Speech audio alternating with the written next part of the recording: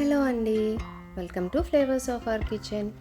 బేకరీలో దొరికే honey jam cake మీలో ఎంతమందికి ఇష్టం?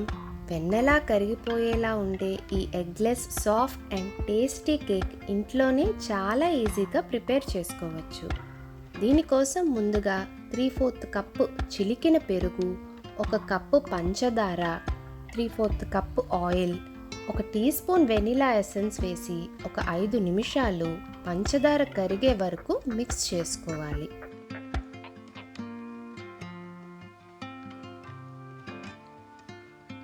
ఇప్పుడు ఇందులో 2 కప్పుల మైదా, 1 teaspoon baking powder, 1/4 teaspoon baking soda జల్లించుకుంటూ యాడ్ చేసుకోండి. విస్క్తో కానీ స్పాచులాతో కానీ అంతా మిక్స్ అయ్యేలాగా కలుపుకోండి. పిండి టైట్గా అనిపిస్తే కాస్త పాలు యాడ్ చేసుకోండి. నేను 1/4 కప్ మిల్క్ యాడ్ చేసుకున్నాను.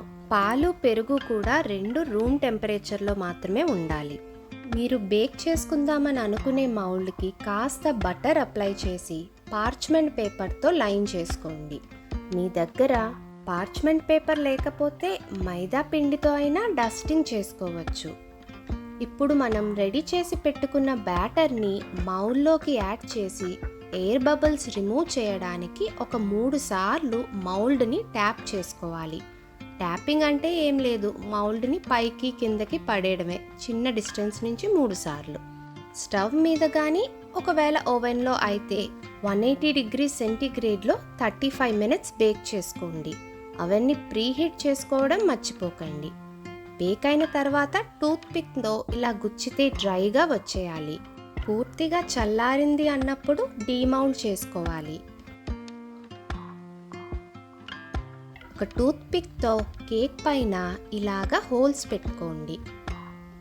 కడాయిలో 2 టేబుల్ స్పూన్ల షుగర్ని 1/4 కప్పు వాటర్లో కరిగించి ఒక 2 నిమిషాలు మరగనివ్వండి. ఇప్పుడు స్టవ్ ఆఫ్ చేసి కాస్త చల్లారిన తర్వాత 1/2 కప్పు తేనె యాడ్ చేసి బాగా మిక్స్ చేసుకొని గోరువెచ్చగా ఉన్నప్పుడే కేక్ మీద స్పూన్తో జాగ్రత్తగా యాడ్ చేసుకోండి.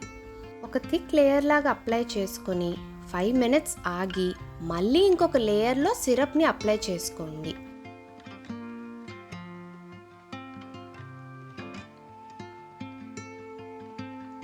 నాన్ స్టిక్ కడాయి మీద 1/2 కప్ స్ట్రాబెర్రీ లేదా మిక్స్డ్ ఫ్రూట్ జామ్ లో ఫ్లేమ్లో మిక్స్ చేసుకుంటూ కరగబెట్టుకోండి.